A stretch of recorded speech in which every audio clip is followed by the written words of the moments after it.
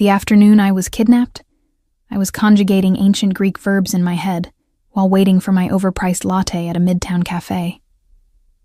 Columbia University had granted me a rare 2-week sabbatical, and I'd foolishly chosen to spend it in Manhattan instead of somewhere sensible like a library in Oxford or a monastery in Tuscany.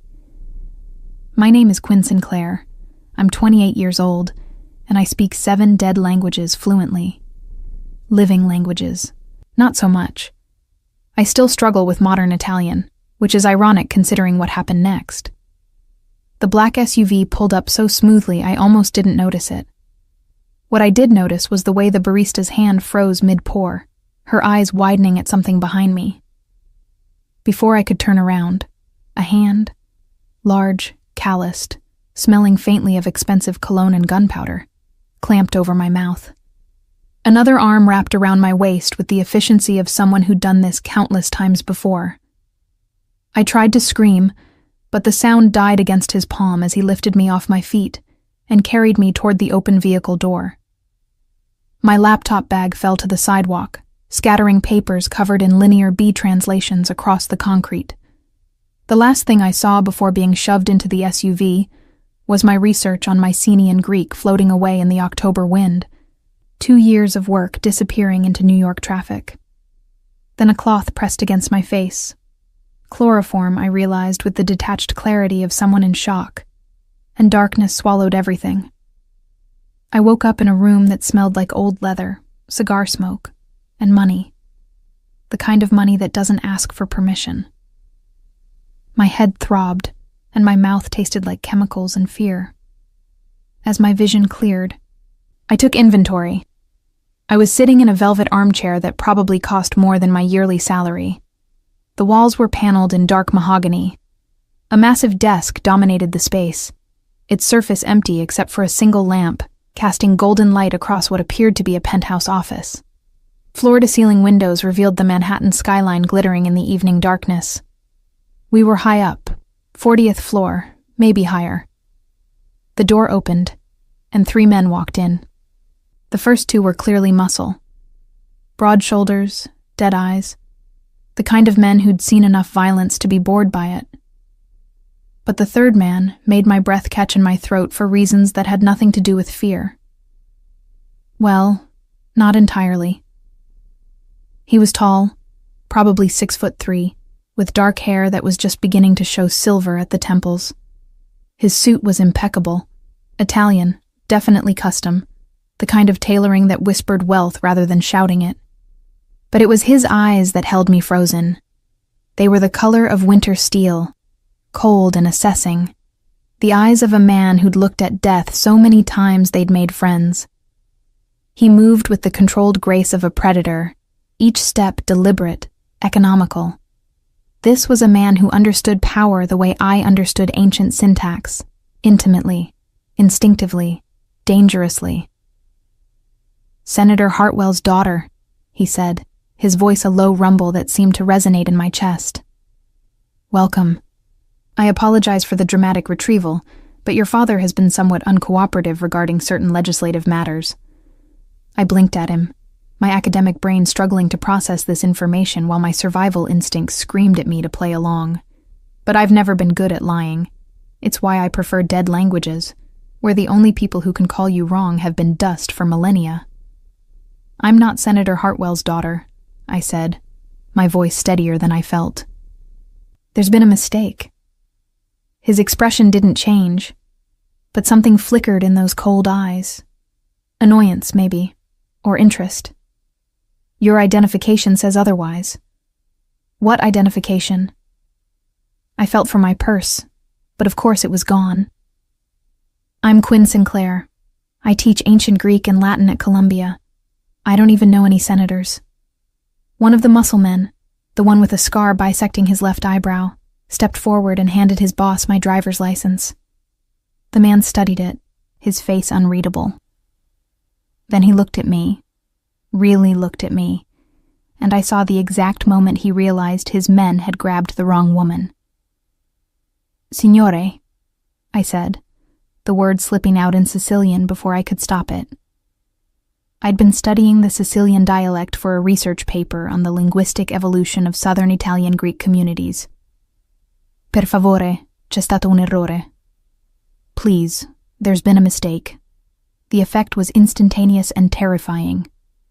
The man went absolutely still, his entire body rigid as if I'd struck him. The color drained from his face. His hand, which had been reaching for my license, trembled. Actually trembled before he caught himself.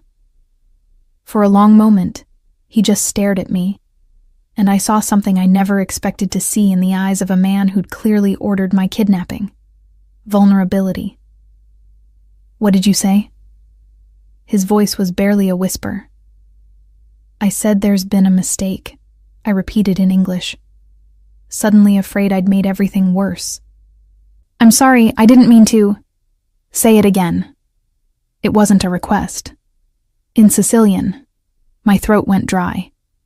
Every instinct told me this was dangerous territory, but something in his expression, a desperate hunger, almost painful to witness, made me obey. Signore, per favore. C'è stato un errore. He closed his eyes, and for a moment, I could have sworn I saw grief cross his features.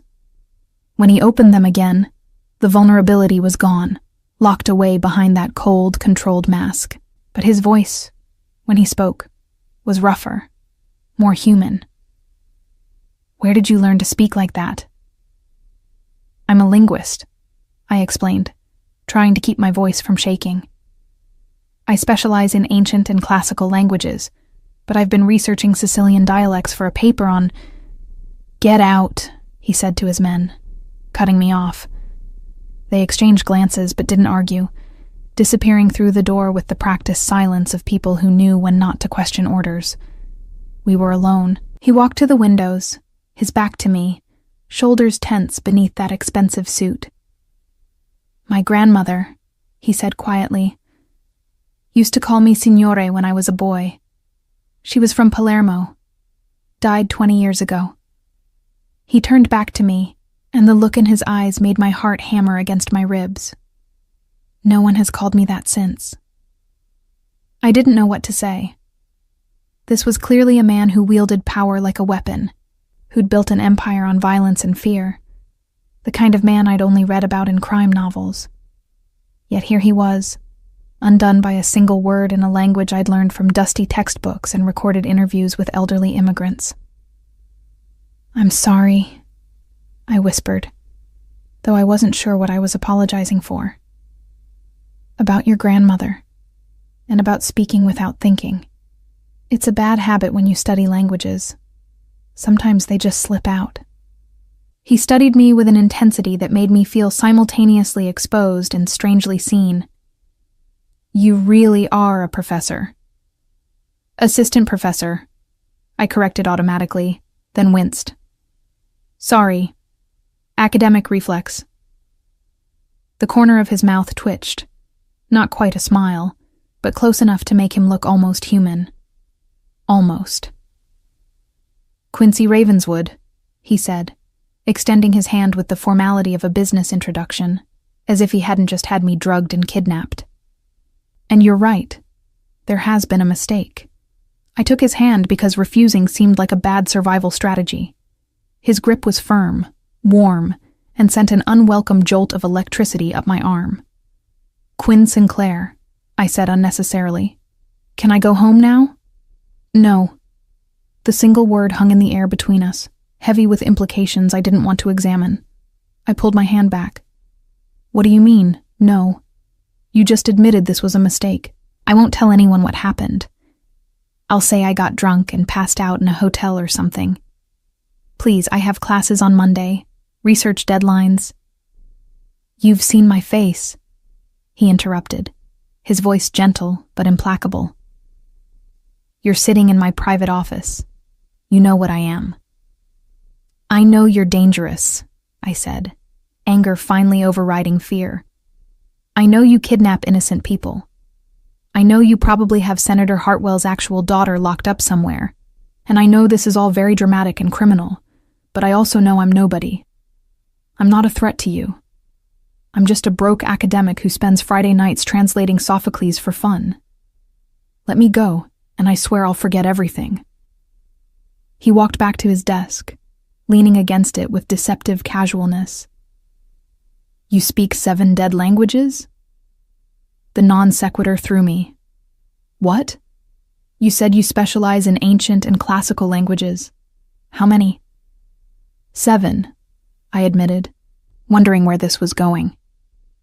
"Ancient Greek, Latin, Old Norse, Sumerian, Coptic, Biblical Hebrew, and Middle Egyptian. I'm working on Hittite, but the cuneiform is tricky. Say something else in Sicilian." This was insane. I was being held captive by what was clearly a crime boss, and he wanted a language lesson. But arguing seemed counterproductive, so I spoke the first thing that came to mind. A line from a folk song my research subject, a 90-year-old woman from Palermo, had sung during our interview. "La luna mezzumari, mamma mia ma maritari." "The moon is at mid-sea, mother mine. I want to get married." I saw his jaw tighten, saw him swallow hard. "My grandmother sang that song," he said, his voice rough, "when she made pasta on Sunday mornings." The next morning, I woke up in a bedroom that belonged in an architectural magazine. The bed was enormous, draped in silk sheets with a thread count that probably exceeded my credit score. The walls were a soft cream, decorated with what I suspected were original Impressionist paintings, not prints, actual paintings. A door to my left opened into a marble bathroom that sparkled with gold fixtures. Another door revealed a walk-in closet stocked with women's clothing in exactly my size. Tags still attached, ranging from casual wear to evening gowns that cost more than my car. I was a prisoner in a gilded cage 40-something floors above Manhattan, and the man holding the key had a weakness for his dead grandmother's dialect. A soft knock preceded a woman entering with a breakfast tray. She was middle-aged, with kind eyes, and the efficient manner of someone who'd served in this household for years. "Mr. Ravenswood thought you might be hungry," she said in accented English, Polish maybe. "He asks that you join him for dinner at 7. "Asks or orders?" I said, more sharply than intended. Her expression didn't change. "With Mr. Ravenswood, there's rarely a difference." She set the tray down on a side table. "I'm Magda. If you need anything, there's an intercom by the bed. Press the blue button." After she left, I examined my prison more carefully. The windows didn't open. Of course they didn't. The door was unlocked, but when I peeked outside, I found a long hallway with a man in a dark suit stationed casually near the elevator. He gave me a polite nod, his jacket doing nothing to conceal the gun holstered beneath it. I retreated back into the room and ate breakfast mechanically. Fresh fruit, perfectly poached eggs, coffee that put my usual Columbia cafeteria swill to shame. Then I showered, dressed in the most modest clothes I could find in the closet, jeans and a cashmere sweater that felt like wearing a cloud, and tried to formulate a plan. The problem was, I had no idea who Quincy Ravenswood actually was. Crime boss, obviously. Dangerous, certainly. But beyond that, I needed information. I needed to understand who was holding me and why a single word in Sicilian had affected him so profoundly. I spent the day exploring my limitations. The bedroom was one of 6 on this floor of the penthouse. The others were locked. I found a library that made my academic heart weep with joy. Floor-to-ceiling shelves holding what appeared to be first editions, rare manuscripts, leather-bound volumes in multiple languages. Someone here loved books the way I did. I ran my fingers along the spines, reading titles in Latin, Greek, Italian, French. "The Sicilian collection is on the 3rd shelf," a voice said from the doorway, making me jump. Quincy Ravenswood stood there in casual clothes, dark jeans and a black cashmere sweater that emphasized his broad shoulders. Without the armor of his suit, he looked younger, more approachable. Still dangerous, but human dangerous, rather than predator dangerous. "You read Sicilian?" I asked, proud that my voice didn't shake. My grandmother taught me. She refused to speak Italian, said it was the language of the North, of people who looked down on Sicilians. He walked into the library, his movements fluid and controlled. These were her books. She left them to me when she died. I looked at the collection with new eyes. Poetry, folk tales, historical accounts, all in the Sicilian dialect that had changed everything yesterday. She must have been an educated woman. She was the daughter of a fisherman who could barely write his own name, Quincy said, pulling out a volume and handing it to me. But she taught herself to read by candlelight, memorized poetry, learned proper Italian just to prove she was as good as the northern city women who looked down on her. His voice carried a mixture of pride and old pain. She came to New York in 1960 with nothing but these books and a determination to give her children a better life. I opened the book, a collection of poetry by someone named Ignazio Butita, written entirely in Sicilian. The pages were yellowed with age, the margins filled with handwritten notes in a spidery script.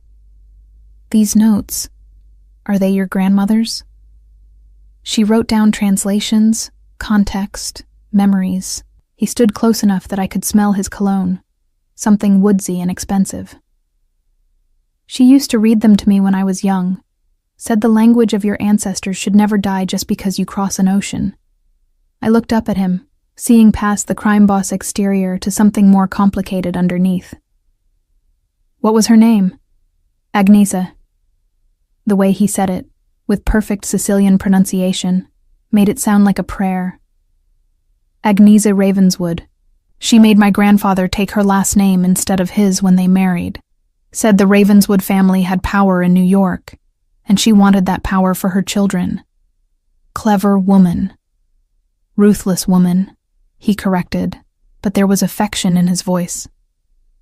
She built half of what my family became. Taught me everything about loyalty, about protecting what's yours, about using fear as a tool but never letting it rule you. He took the book from my hands, his fingers brushing mine. She also taught me that the most dangerous weapon isn't a gun or money, it's words. The right words, in the right language, at the right time, can break a man or build an empire. Is that why you kept me? I asked quietly. Because I spoke the right words. His eyes met mine, and I saw something raw there, something vulnerable beneath all that control. I kept you because when you called me Signore in my grandmother's voice, in her language, you made me remember who I was before I became this. He gestured at himself, at the expensive penthouse, at the empire of violence I could only imagine. And I haven't figured out yet whether that's a gift or a curse. Before I could respond, his phone buzzed. He pulled it out, glanced at the screen, and his expression hardened back into the mask of the crime boss.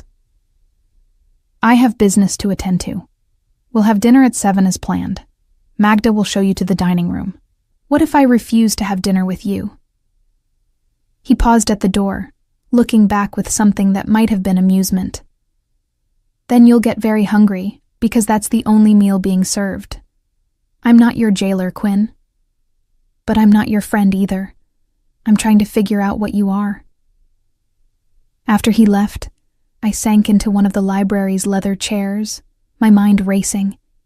This was insane. I was being held captive by a mob boss who collected his dead grandmother's books and got emotional over Sicilian dialect poetry.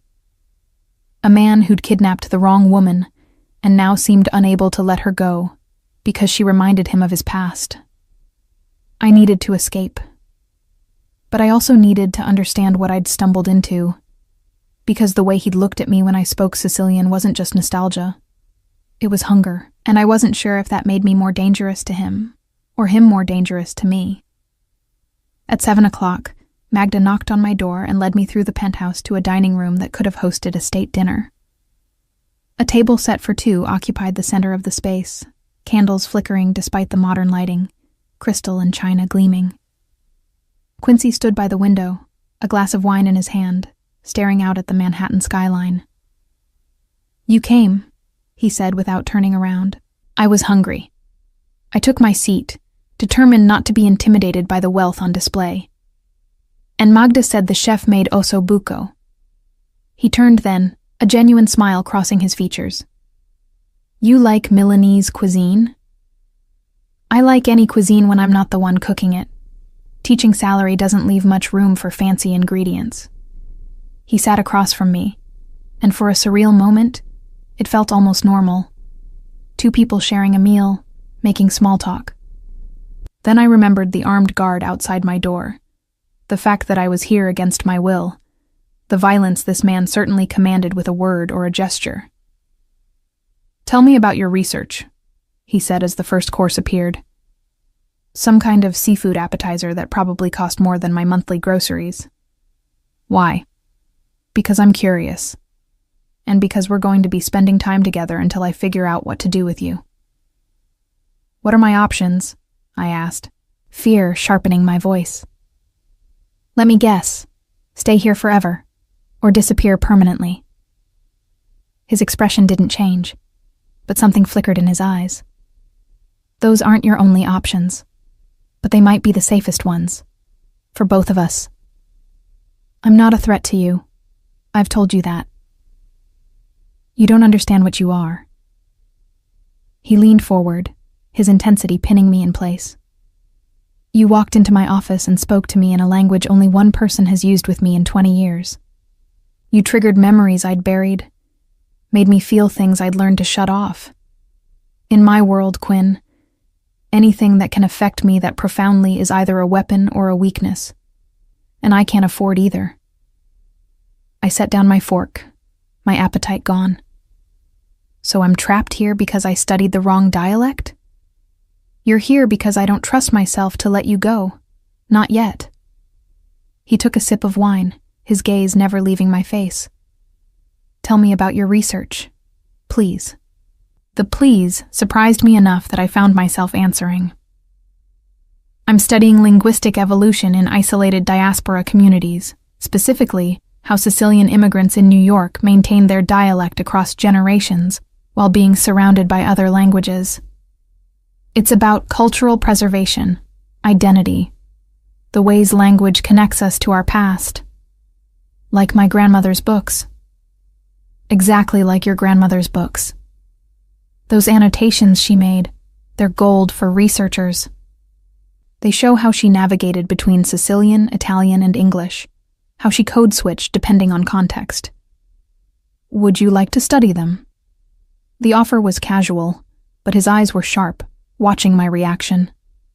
The books, I mean, for your research. I stared at him. You're offering me access to rare linguistic materials while holding me prisoner?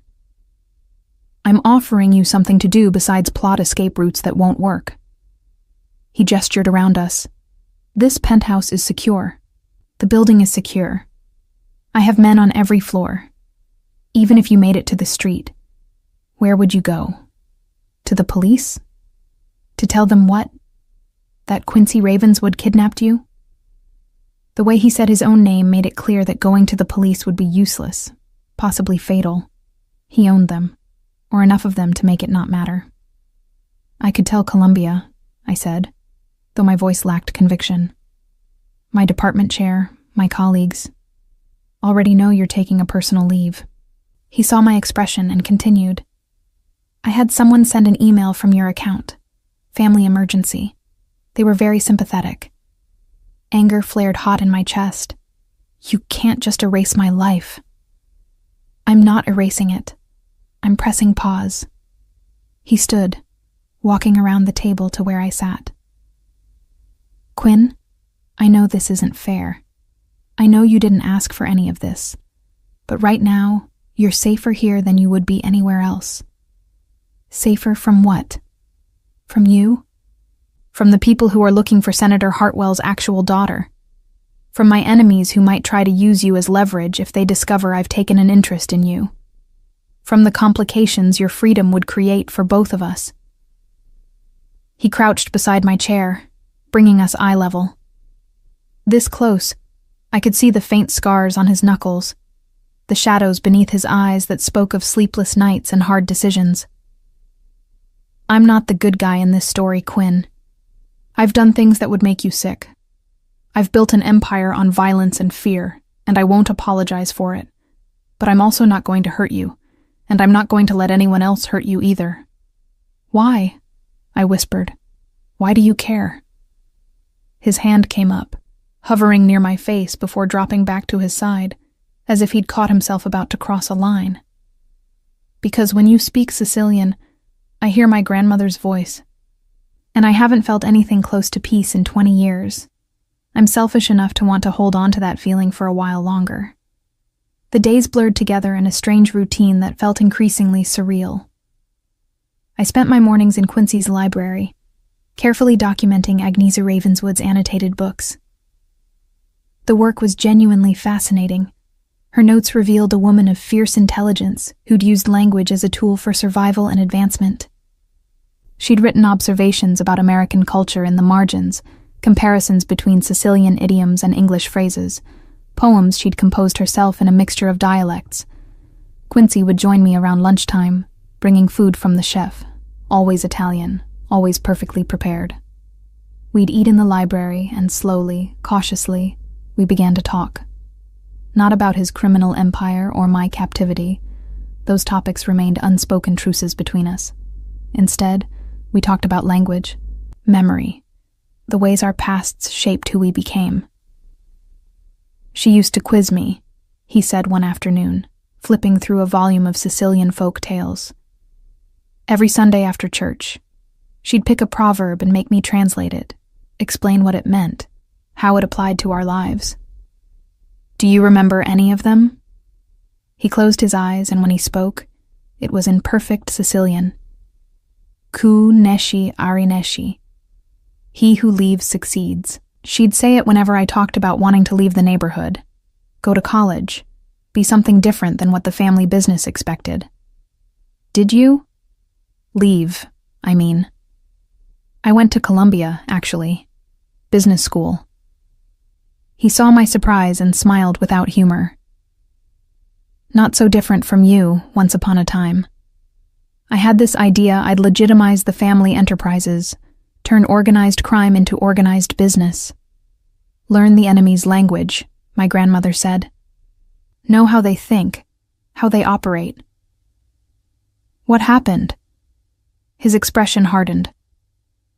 "My father was killed in a territorial dispute when I was in my second year. My uncle took over, but he was weak. Too many compromises, not enough vision. The family started losing ground, losing respect. I came home for the funeral and never left." He set down the book with careful precision. "My grandmother died 6 months later. Doctors said it was her heart, but I think she just couldn't bear watching her family crumble after everything she'd built." "I'm sorry," I said, and meant it. "She made me promise something before she died." He looked at me then, his steel gray eyes intense. "She said, 'Quincy, you'll do terrible things. You'll have to. It's the world we live in. But never forget the boy who loved words more than weapons. Keep that boy alive somewhere, even if you have to hide him. Because the day he dies completely is the day you become a monster.'" The vulnerability in his voice caught me off guard. This was the man who controlled organized crime on the East Coast, who had people kidnapped in broad daylight, who commanded an empire built on violence. Yet here he was, sharing his grandmother's deathbed wisdom with a woman he was holding prisoner. "Is that why you kept her books? To remember that boy?" "I kept them because they were all I had left of her. But yes, sometimes, late at night when I can't sleep, I read her annotations. Try to hear her voice in the words. Try to remember who I was before I became this." He gestured at himself, at the expensive clothes and the power they represented. "And then you walked into my office and called me Signore, in her exact accent, her exact intonation, and suddenly that boy I've been hiding felt real again for the first time in 2 decades. I didn't know what to say to that. The Stockholm Syndrome implications were obvious. I was empathizing with my captor, seeing him as human rather than monster.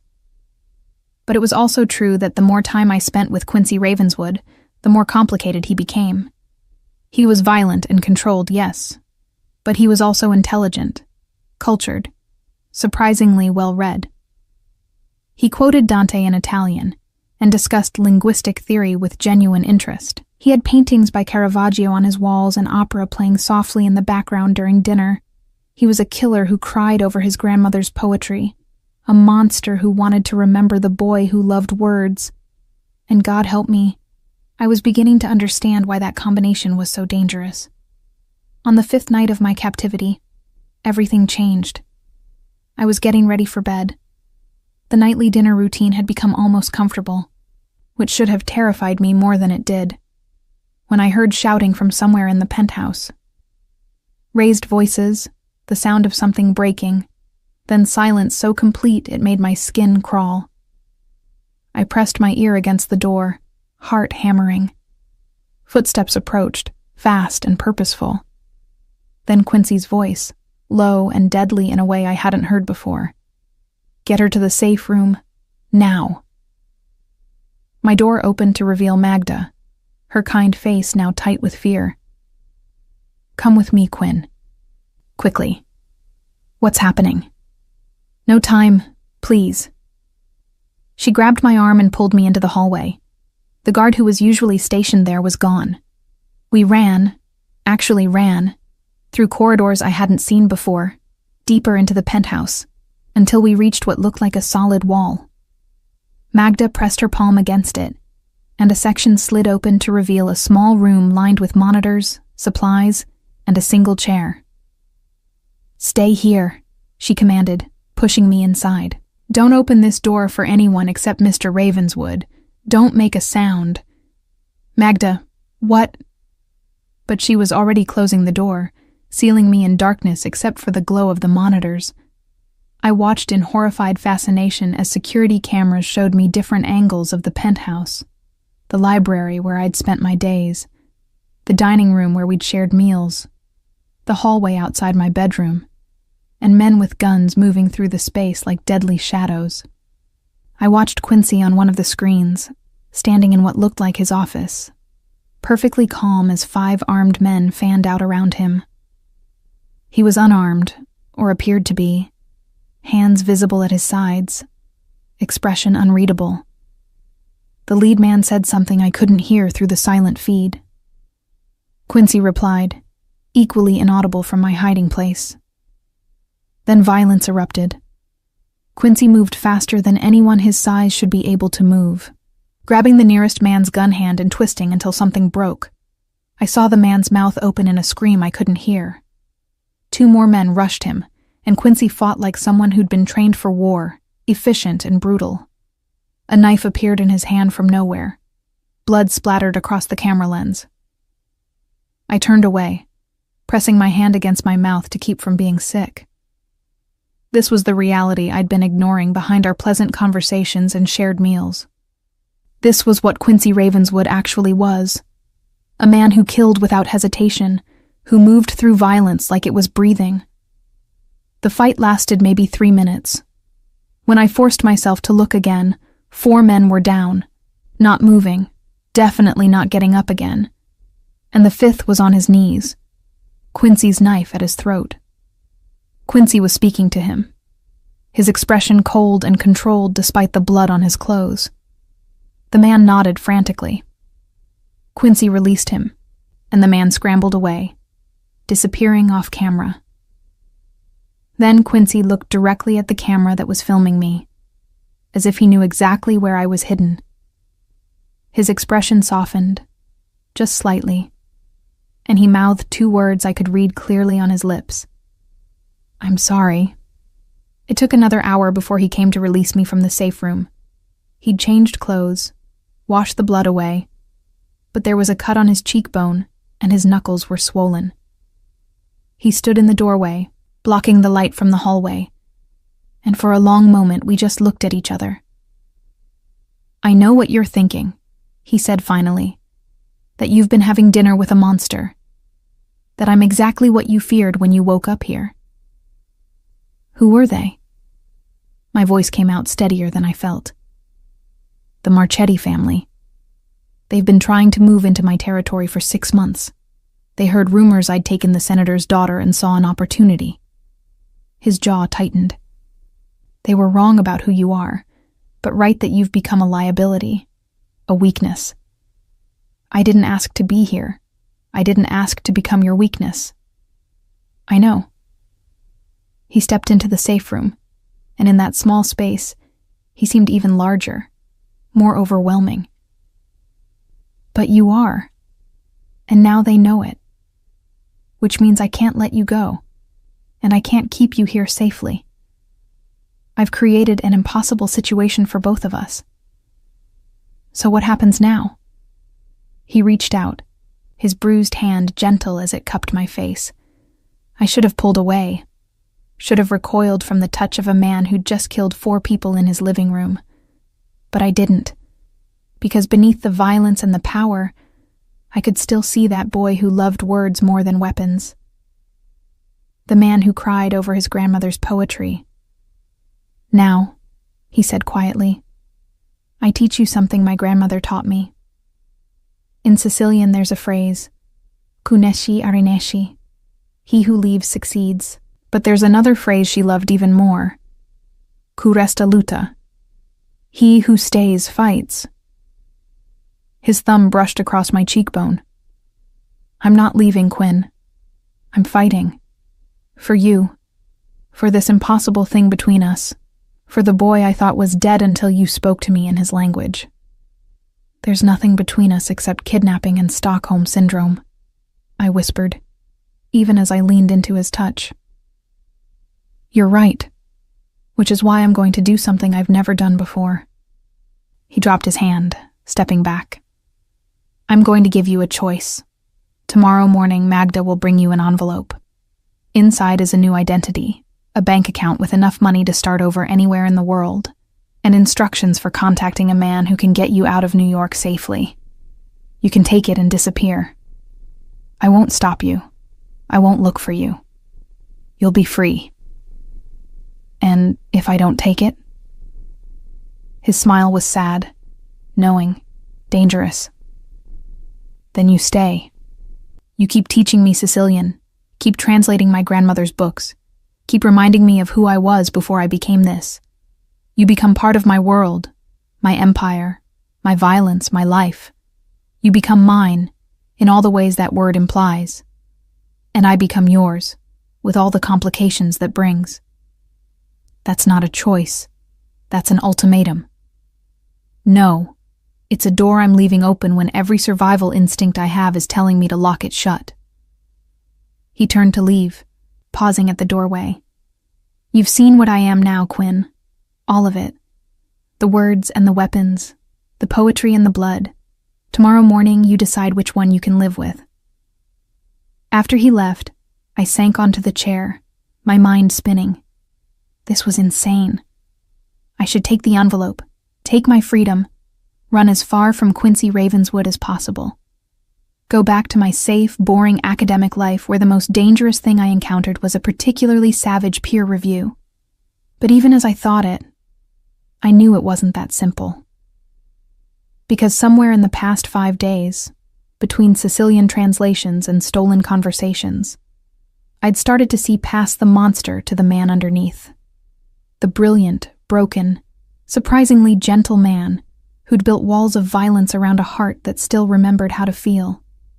And God help me, I wanted to know what would happen if those walls came down. I didn't sleep that night. Instead, I sat in the library, surrounded by Agnese Ravenswood's books, and tried to understand how I'd ended up here. How a simple vacation, a wrong place at the wrong time, had led to this impossible decision. Stay or go. Safety or danger. The life I knew or the life I couldn't even imagine. At dawn, Magda found me there, still awake, still undecided.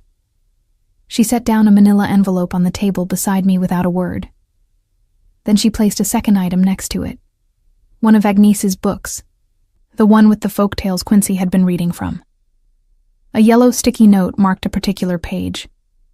After Magda left, I opened the book to the marked passage. It was a story about a princess who fell in love with a dragon, written in Sicilian dialect. Agnese had annotated the margins with her distinctive spidery handwriting. At the end of the story, she'd written in English, unusual for her. Sometimes the most dangerous thing isn't the monster you fear, but the human you didn't expect to find underneath.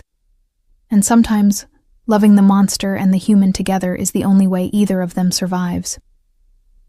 I looked at the envelope, then at the book, then at the Manhattan skyline brightening with morning light beyond the windows.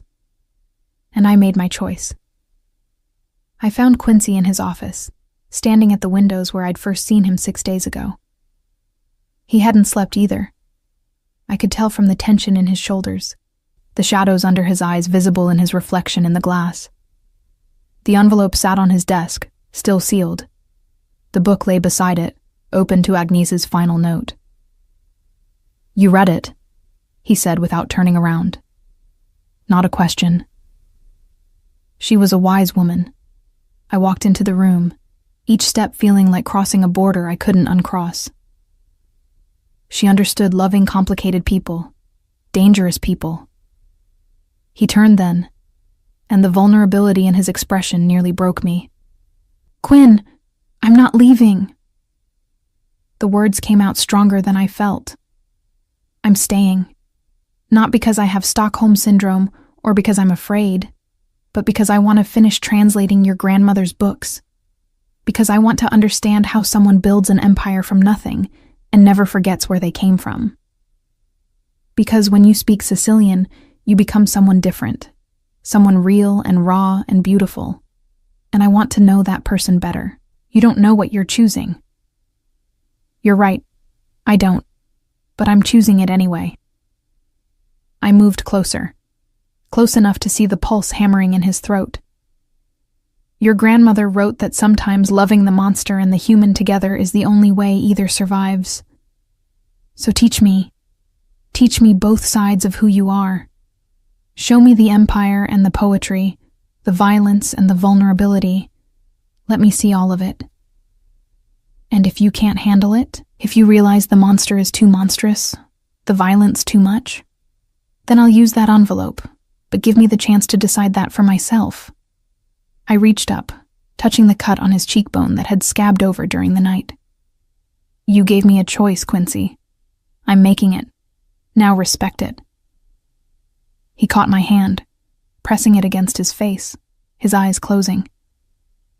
You're going to destroy me, he whispered. Or save me. I'm not sure which. Maybe both. He pulled me against him then, his arms wrapping around me with a desperation that spoke of years of isolation, of walls finally crumbling.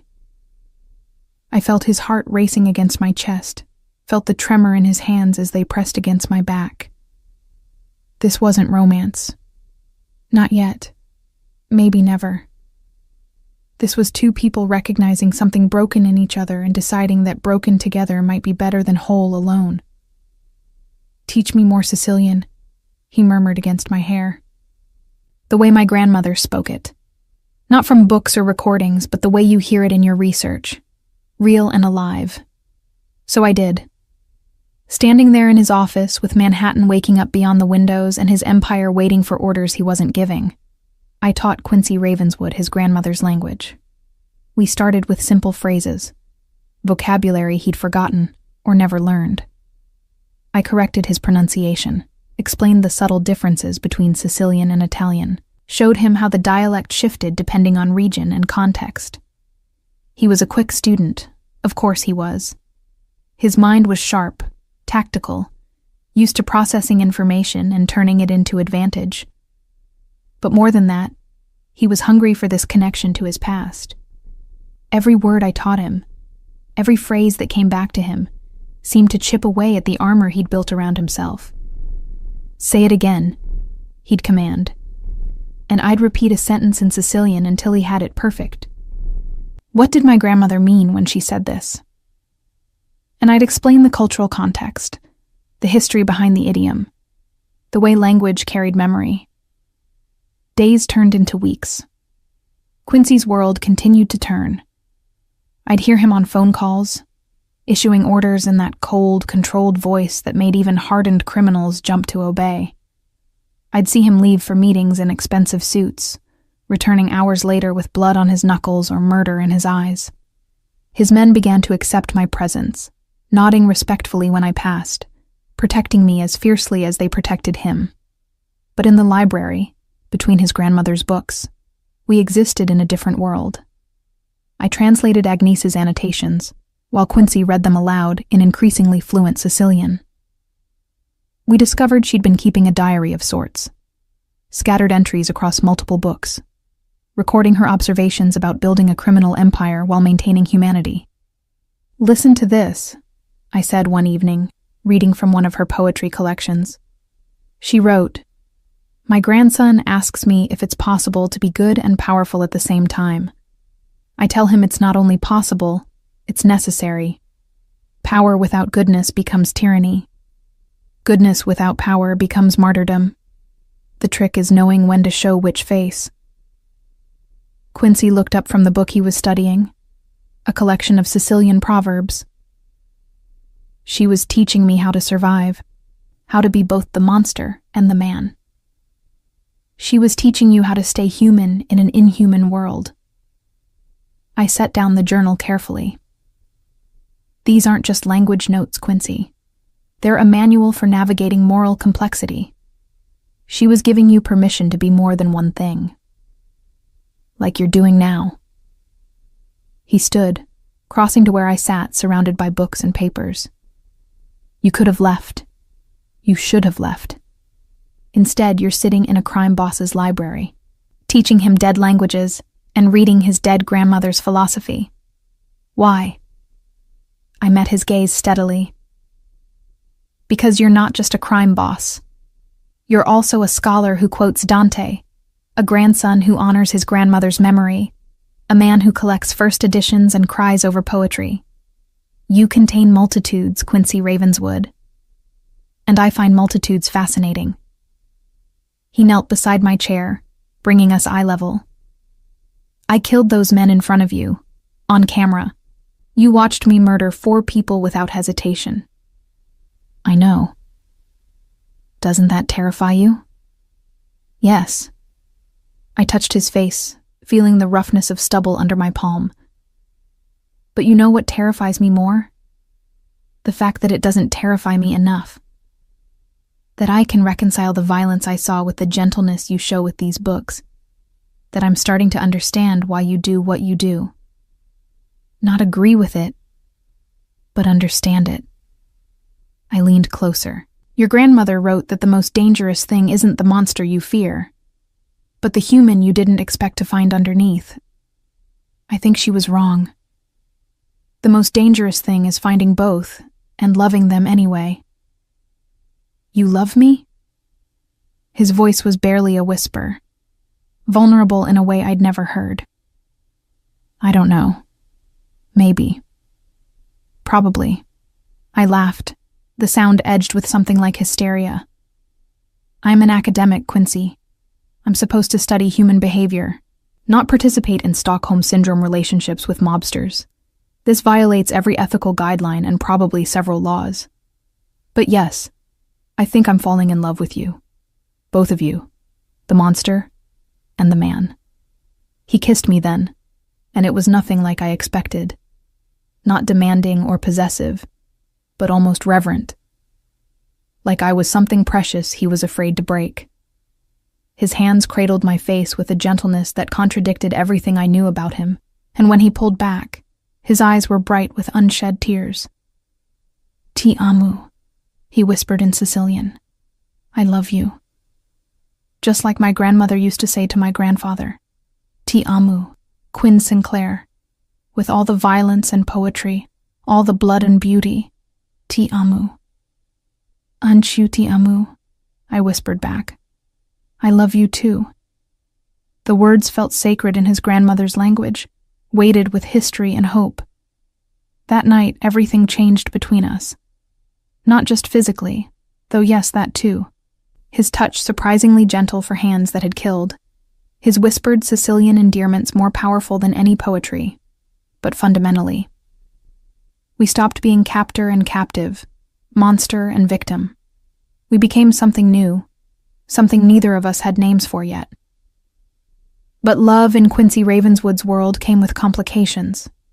His enemies had noticed his distraction, his weakness.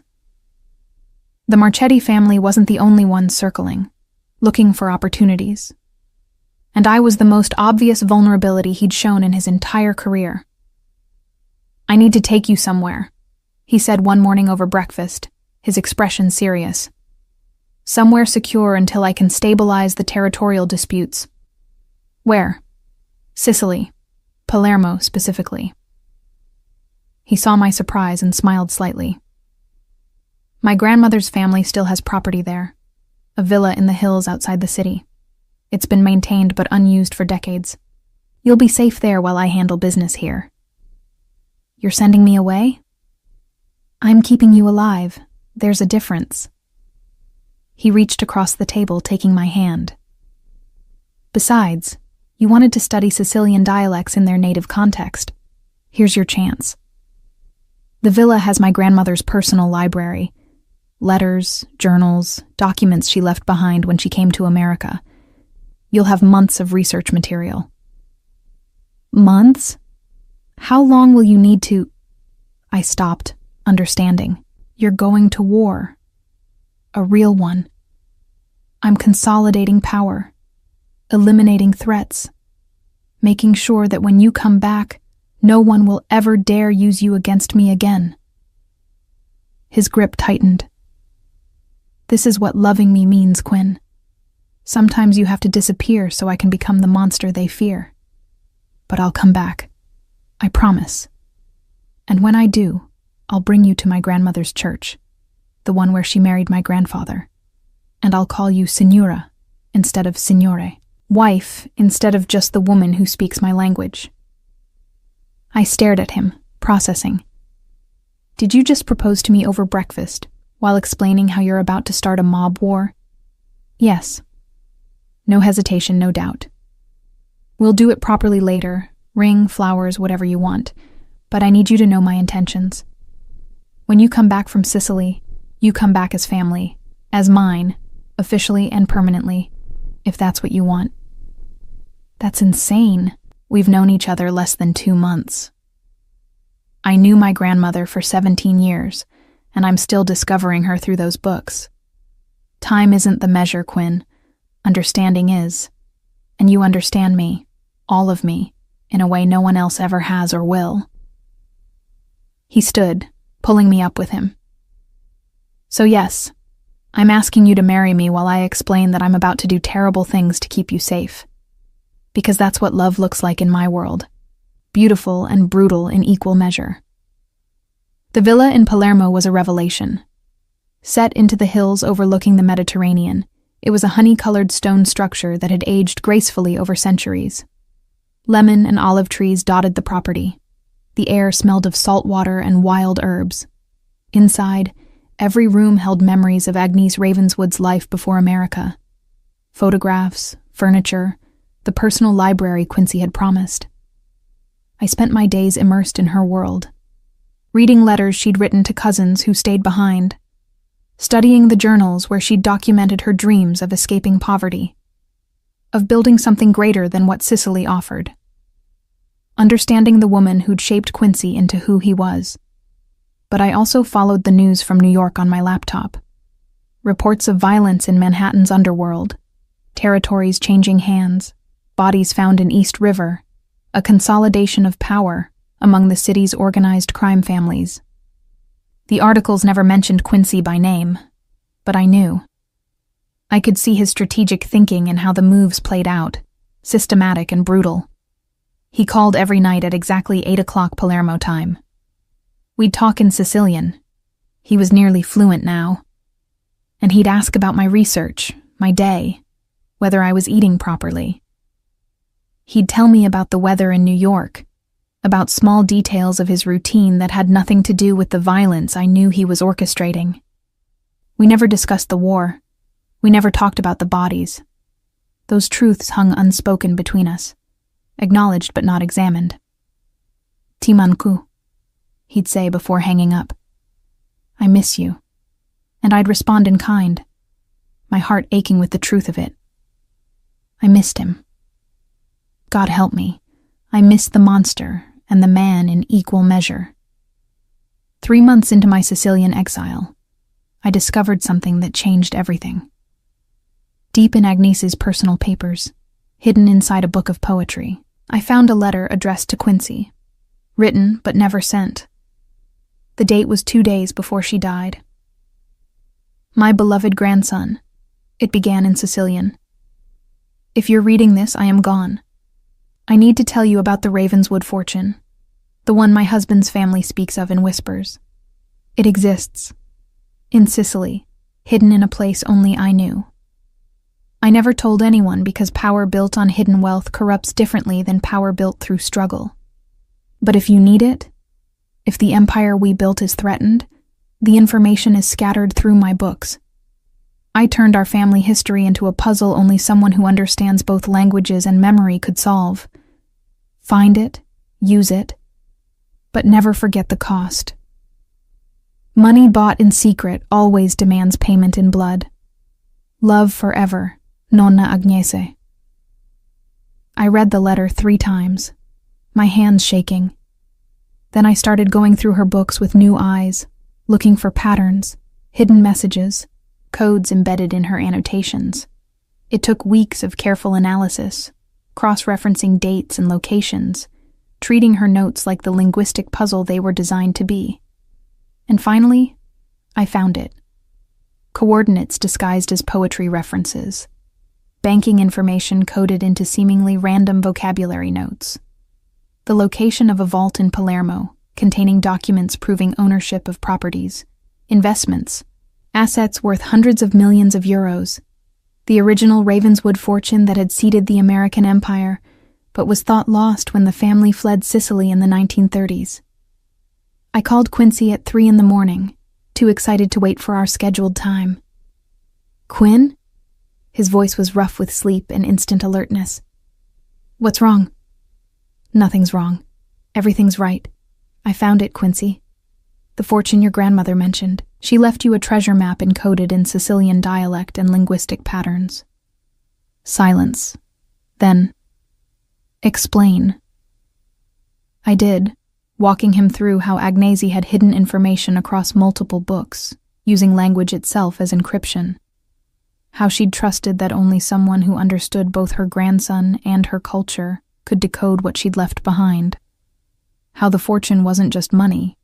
It was proof of legitimacy, documentation that would make the Ravenswood family's claim to power unassailable. My God, he breathed when I finished. She gave me the one weapon my enemies can't fight. Legal legitimacy backed by generational wealth. She gave you a choice. You can use this to legitimize everything. Turn organized crime into legitimate business, just like you wanted to do at Columbia. Or you can use it to cement your power in the criminal world. But you can't do both. The paper trail is too clear. Whatever you choose defines the Ravenswood legacy forever. Another long silence. Where is the vault? The Basilica della Madonna della Catena, Old Town Palermo. Your grandmother left instructions for accessing a security deposit box hidden in the catacombs. I paused. Quincy, this is what you wanted. A way to become who you could have been before your father died. She's giving you a second chance. By making me choose between her empire and her dreams for me. His laugh was bitter. Even dead, she's still teaching me lessons. What are you going to do? I'm coming to Sicily. Tonight. Don't go near that basilica without me, Quinn. If what you found is real, it's the most dangerous thing you could possibly know about. Promise me. I promise. Ti amo. The words were fierce, almost desperate. Wait for me. He arrived 36 hours later, appearing at the villa's door with 2 of his men and the controlled intensity of a man who'd traveled halfway around the world without sleeping. I ran to him, and he caught me, lifting me off my feet, burying his face in my hair. "Show me," he said after a long moment. "Show me what my grandmother left behind." We spread the books across the villa's dining table, and I walked him through the puzzle. How language and memory intertwined. How Agnese had used her grandson's love of words to protect the family's greatest secret. Quincy's hands trembled as he held the final letter, reading his grandmother's words in the language she'd taught him. "She knew," he whispered. "When she was dying, she knew I'd need this, that I'd reach a point where I'd have to choose who I wanted to be. And she gave me the tools to become either version, the monster or the man, but not both. What do you choose?" He looked at me, his steel-gray eyes holding mine. "I choose you. I choose the life where you call me Signore, in my grandmother's language, and it means husband instead of crime boss. I choose legitimacy, legality, becoming who I could have been. But first, I have to finish the war I started. I can't leave my people vulnerable when I walk away from that world." "How long?" 6 months. Maybe less. He cupped my face in his hands. "And then we retrieve that fortune. We file the legal documents. And we dismantle my empire piece by piece, transitioning everything legitimate and eliminating everything that isn't. The Ravenswood family becomes what my grandmother dreamed, powerful and legal.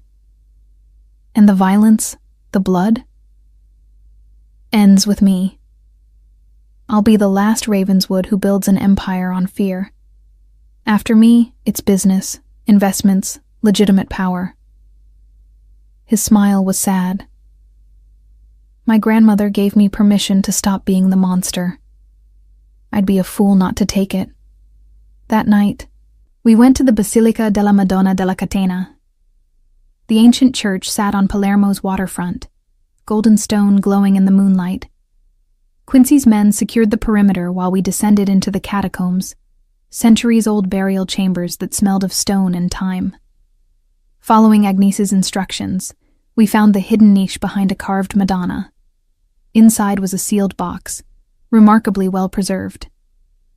Quincy's hands were steady as he opened it, revealing documents that proved everything: property deeds, banking records, investment portfolios, a fortune built before the family's American reinvention. "She was protecting me," he said, reading through papers that documented legitimate business ventures spanning generations. "If I'd known about this earlier, I might never have built the criminal empire. I could have taken this and made something clean from the beginning. Maybe that's why she hid it. Maybe she knew you needed to walk through darkness to appreciate the light."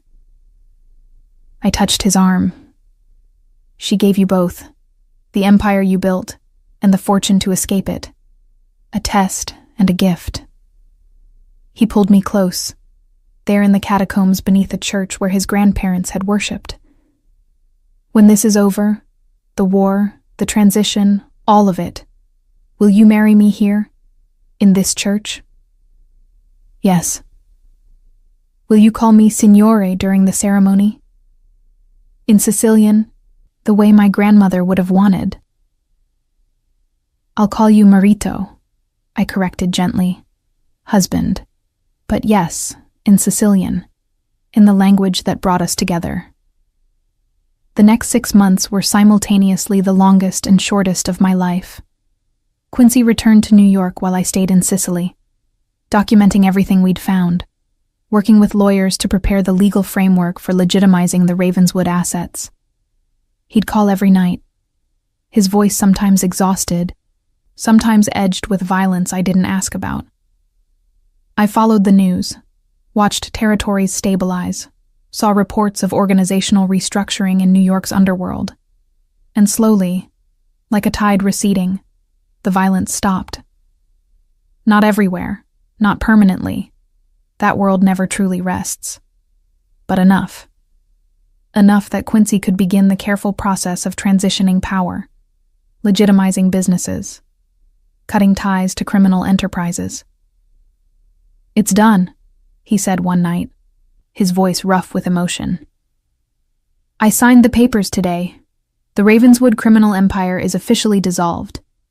Everything left is legal: real estate, investments, businesses that can operate in daylight. I'm free, Quinn. For the first time since I was 22 years old, I'm free." "Then come home," I whispered. "Come to Sicily. Come marry me." He arrived 1 week later, not with an army of bodyguards, but with a single witness, Magda, who'd served his family for decades and deserved to see the end of their story. We stood in the Basilica della Madonna della Catena on a spring morning with sunlight streaming through ancient windows, and I married Quincy Ravenswood in the language of his grandmother. "Signore," I said when the priest asked for my vows, using the formal address that had started everything. "Ti amo." I love the boy who loved words, and the man who loved fiercely enough to walk away from everything he built. "Ti piglio come marito." I take you as husband.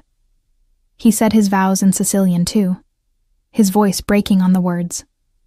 When he slipped the ring on my finger, I saw tears tracking down his face, the first time I'd seen him cry since that night in his library, when I'd first spoken his grandmother's language. "My grandmother would have loved you," he whispered, as we left the church, married and free.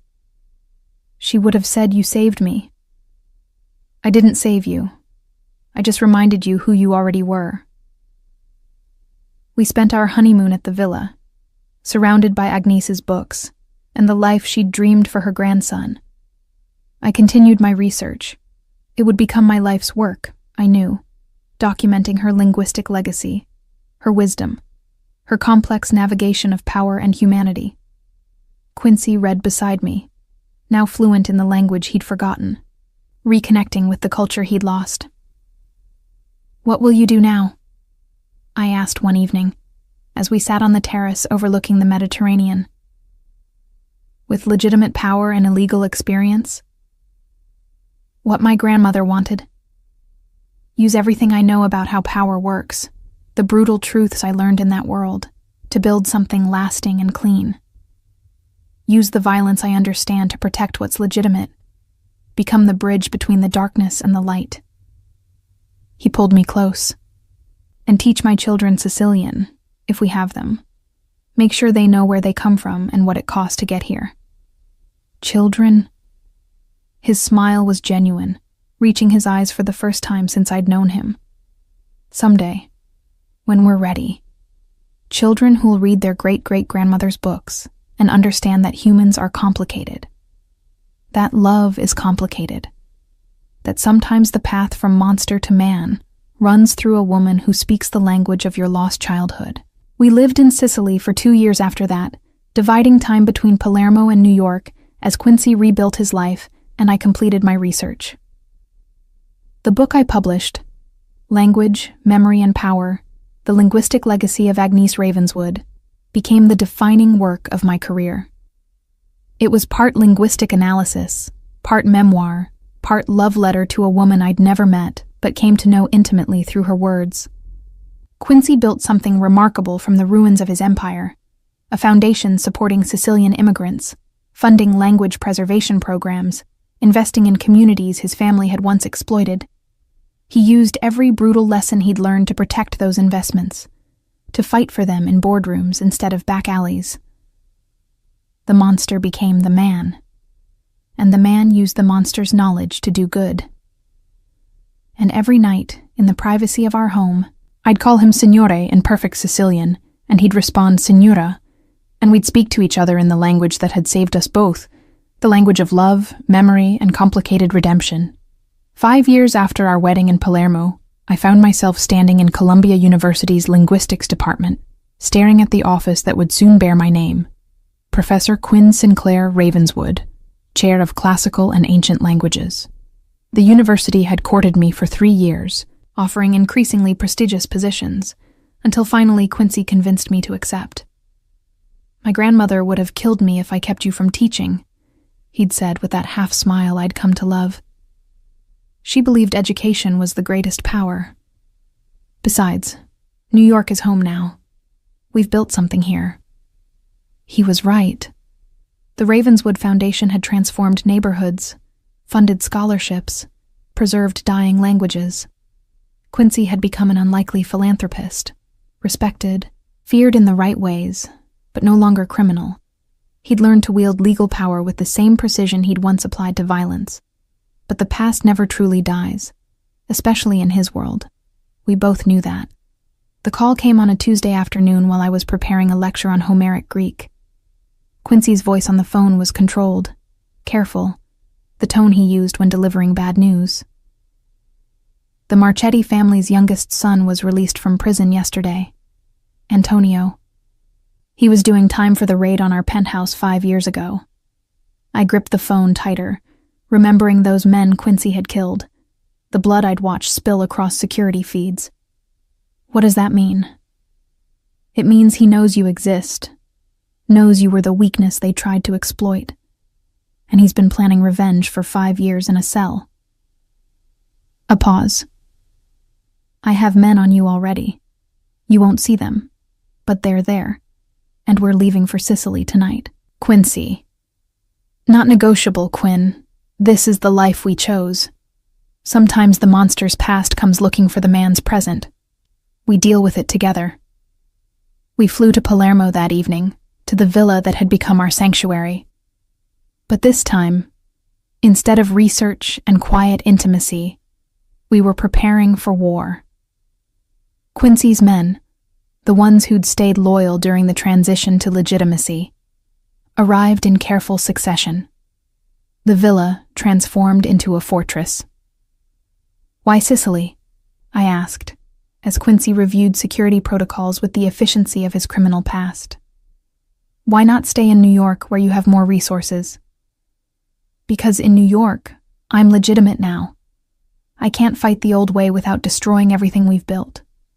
But here, in my grandmother's homeland, I'm still the boy from Palermo who learned to survive.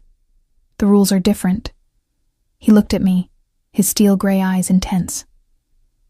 And because if this goes wrong, I want you safe in the place that saved me. Antonio Marchetti made his move 3 days later. Not with violence. He'd learned from his family's mistake. Instead, he went public, releasing carefully edited security footage from the penthouse raid 5 years ago. Quincy killing 4 men while I watched from the safe room. Media outlets across Italy picked it up. American philanthropist's deadly secret past. I watched the news coverage with a sick feeling in my stomach. There I was, frozen on grainy footage, watching Quincy murder 4 people with brutal efficiency. The context was missing. That they'd invaded his home. That I'd been there because of kidnapping. That his entire criminal empire had already been dissolved.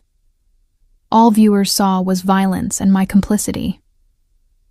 They're trying to destroy your legitimacy, I said, as the footage repeated across Italian news channels. Force you back into being the criminal so they can justify taking everything you've built. They're trying to take you from me. Quincy stood at the villa's window, his posture rigid. Antonio knows I gave up the empire for you. He's betting that if he can turn you into a liability, make you the reason I lose everything, you'll leave. And then he'll have his revenge by taking the only thing that ever made me choose humanity over power. I'm not leaving. You should. You could claim you were held captive, manipulated, that you didn't understand what I was. Your career, your reputation. You could save it all by walking away from me. He turned, and I saw raw fear in his expression. I'd understand, Quinn. I'd give you the divorce, the distance, whatever you need to survive this, because I love you too much to let my past destroy your future. I walked to him, taking his face in my hands the way I had that first time in his library. Do you remember what your grandmother wrote? That sometimes loving the monster and the human together is the only way either survives? I'm not leaving because this isn't just your fight. It's ours.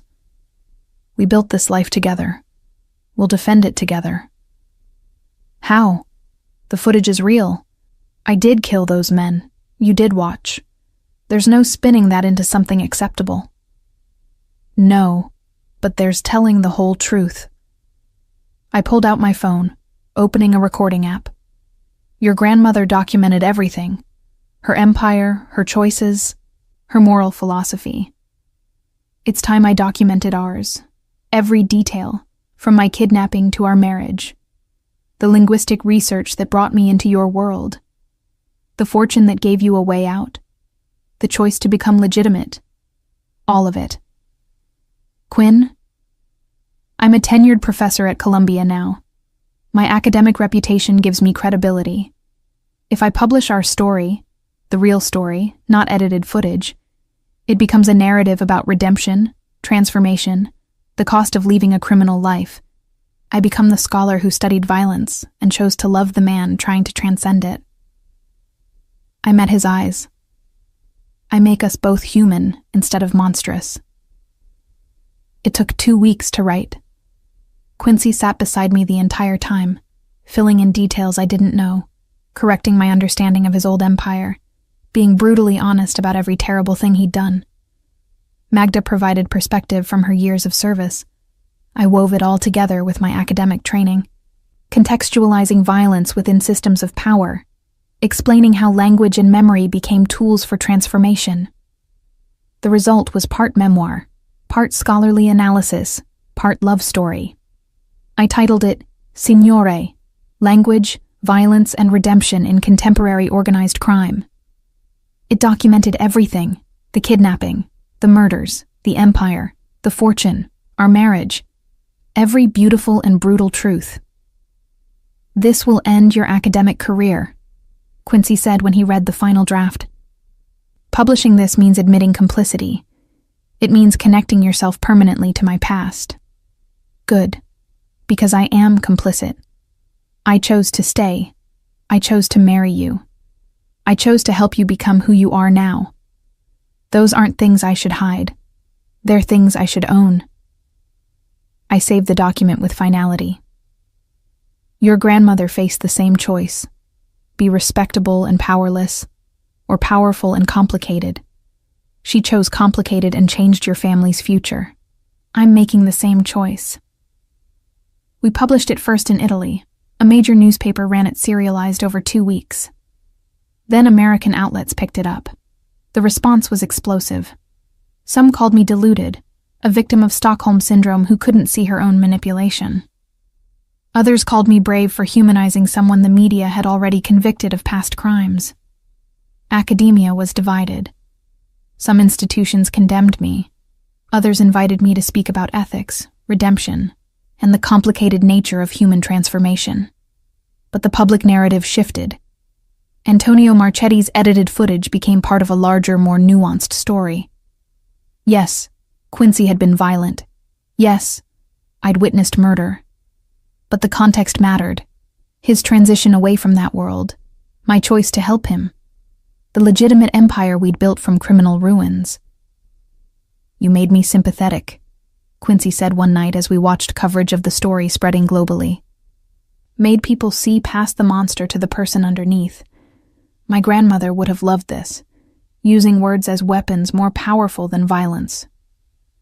Words are violence, in their own way, just more precise. I leaned against him, exhausted but satisfied. Besides, I didn't make you sympathetic. I made you human. There's a difference. The legal challenges came next. Italian authorities investigated the old footage. But 5 years had passed. Jurisdictions were complicated, and the documented dissolution of Quincy's criminal empire made prosecution nearly impossible. Antonio Marchetti's revenge had backfired. Instead of destroying us, he'd forced us to tell a story of transformation that captured global attention. But the personal cost was real. Columbia put me on leave while they investigated my conduct. Several colleagues stopped speaking to me. My parents, who'd thought I was on sabbatical all those years ago, struggled to reconcile their daughter with the woman who'd married a former crime boss. The life I'd known before Quincy was irrevocably changed. Any regrets? Quincy asked one evening, as we walked through the olive groves surrounding the villa. The media circus had finally died down enough that we could venture outside without cameras tracking our every move. Only one, I admitted, that your grandmother isn't here to see this. She orchestrated everything, the puzzle in her books, the fortune, the path out of the criminal world. This was her plan all along, wasn't it? To give you the tools to transform, but make you work for it, earn it, choose it. She always said the greatest lessons came through struggle. He stopped walking, turning to face me. I need to show you something. He led me to a section of the villa I'd never fully explored. A storage room filled with boxes. Inside one was a letter, sealed and addressed to Quinn, the woman who speaks Sicilian. I found this 3 months ago, Quincy explained. Hidden in the last of my grandmother's books we hadn't fully catalogued. She dated it a week before she died. With shaking hands, I opened the letter. The handwriting was Agnese's distinctive script, but weaker, shakier, written by a dying woman. To the woman who will save my grandson. If you're reading this, you found him. You spoke his language, not just Sicilian, but the language of complicated humans who contain both darkness and light. You saw past the monster he had to become, and remembered the boy who loved words. I knew someone like you would come. It's why I scattered clues through my books, why I hid the fortune in linguistic puzzles. I needed Quincy to find a woman intelligent enough to solve what I'd created, brave enough to stay despite the danger, and loving enough to choose redemption over safety. You're not his salvation. He has to save himself. But you're his reminder that salvation is possible, that the boy who cried over poetry isn't dead, just buried deep beneath years of necessary violence. Love him. All of him. The monster and the man. Make him speak Sicilian until he remembers his humanity. Use words to wound and heal in equal measure. Give him children who understand that humans are complicated, that redemption is real, that sometimes the most dangerous thing you can do is choose love over fear. And when the world judges you for loving someone like him, remember, power exists in many forms. You chose the most dangerous kind, the power to transform a life by refusing to see it in simple terms. That's the same power I wielded, the same legacy I'm trusting you to continue. Ti ringrazio, figlia mia. Thank you, my daughter, for finding him, for saving us both. Con affetto, Agnese. I finished reading with tears streaming down my face. She knew. She orchestrated all of this, including me. No, Quincy said gently. She created the circumstances that allowed us to find each other. What we did with those circumstances, that was our choice. She gave me the puzzle. You chose to solve it. I chose to let you. We chose each other, Quinn. My grandmother just set the stage. We stood there in the dusty storage room, holding each other while I cried for a woman I'd never met, but who'd shaped every aspect of my life. Agnese Ravenswood had understood something fundamental about transformation. It couldn't be forced or given, only enabled. She'd left her grandson a fortune and a mystery, trusting that the right person would find both. And I had. God help me, I had. 6 months later, I was back at Columbia, reinstated after the investigation concluded I'd violated no laws, only social norms about who deserved love and redemption. My classes filled immediately, students curious about the professor who'd married a former mob boss and written about it with academic precision. I taught them about language and power, about how words could transform reality, about the complicated nature of human morality. Quincy's foundation flourished, funding programs that gave people the same choices Agnese had dreamed about: education, opportunity, legitimate paths to power. He testified before Congress about organized crime reform, using his intimate knowledge of that world to dismantle systems that trapped people in cycles of violence. We split our time between New York and Sicily, between teaching and foundation work, between the life we'd built and the past that had shaped us. I published my second book, the expanded version of Signore, with additional research on redemption narratives in contemporary culture. It became required reading in criminal justice programs, sociology departments, ethics courses. And every night, in whatever home we occupied, I'd speak to him in Sicilian. Signore, I'd say, and he'd respond, Signora, and we'd exist in the language that had saved us both. On our 10th anniversary, we returned to the Basilica della Madonna della Catena. No media, no public statement, just us, Magda, and the priest who'd married us a decade before. We renewed our vows in Sicilian, recommitting to the complicated life we'd chosen. Ti amo, Quincy said, his voice steady and sure, for teaching me that the monster and the man could coexist, for choosing love over judgment, for being brave enough to publish our truth, for giving me a life I never thought I deserved. Ti amo, I responded, for letting me see all of you, for doing the impossible work of transformation, for honoring your grandmother's legacy while building your own, for proving that redemption is real, even when it's complicated.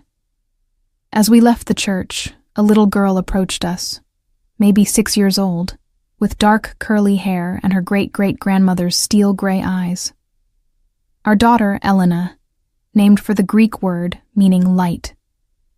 We'd taught her Sicilian before English, made sure she knew Agnes's story, raised her to understand that humans contained multitudes. Mama, Papa, she said in perfect Sicilian. Possiamo mangiare granita ora?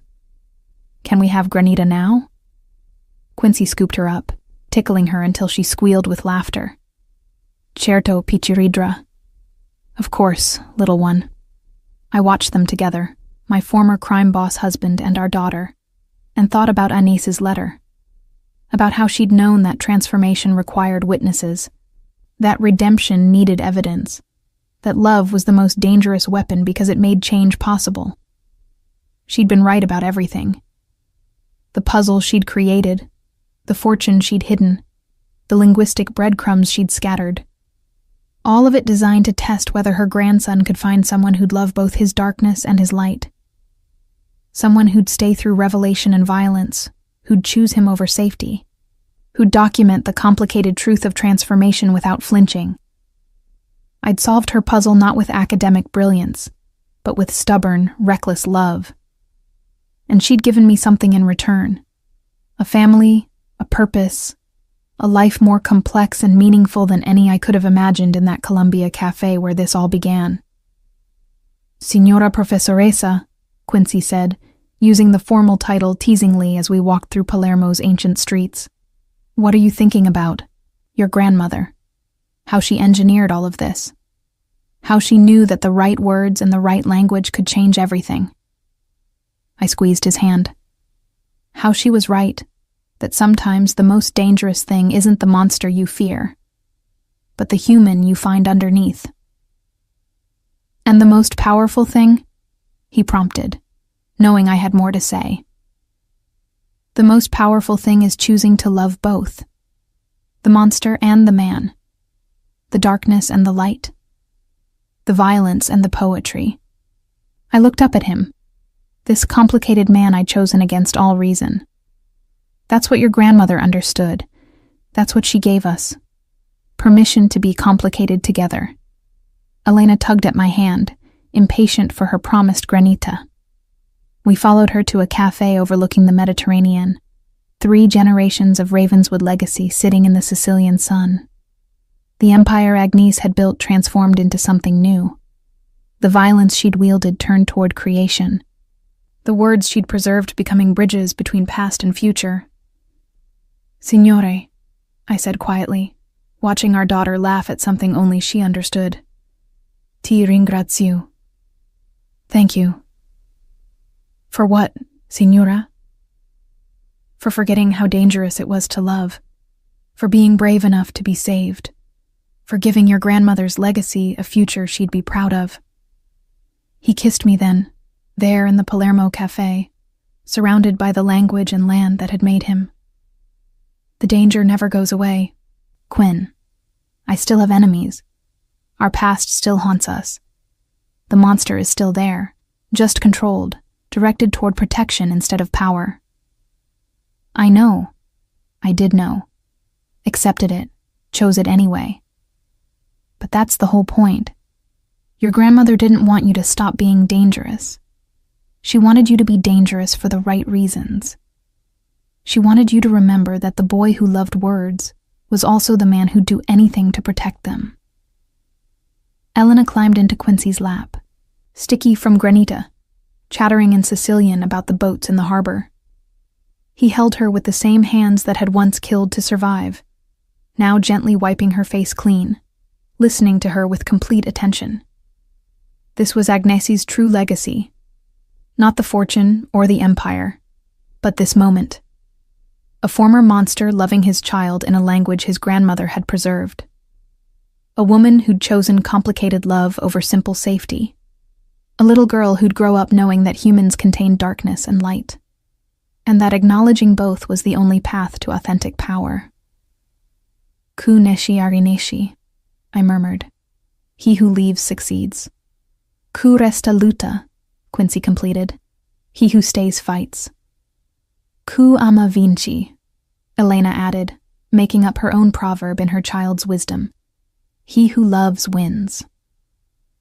We sat there as the Sicilian sun set over the Mediterranean, speaking the language that had saved us, living the life that had seemed impossible 10 years ago. The monster had become a man. The man had learned to love. And the woman who'd spoken a single word in Sicilian had changed the course of an empire. Somewhere, I like to imagine, Agnese Ravenswood was smiling at her puzzle completed, her grandson saved, her legacy living on in the complicated beauty of redemption earned through words, love, and the dangerous choice to see humans as more than their worst moments. Signore, I said one more time, just to feel the word on my tongue, to remember that first moment when everything changed. Signora, he responded, the word carrying 10 years of transformation, love, and the choice to be dangerous together. And in that single exchange, in that language his grandmother had preserved, we contained everything. Monster and man, darkness and light, violence and poetry, the past that shaped us and the future we were building one word, one choice, one dangerous moment of love at a time.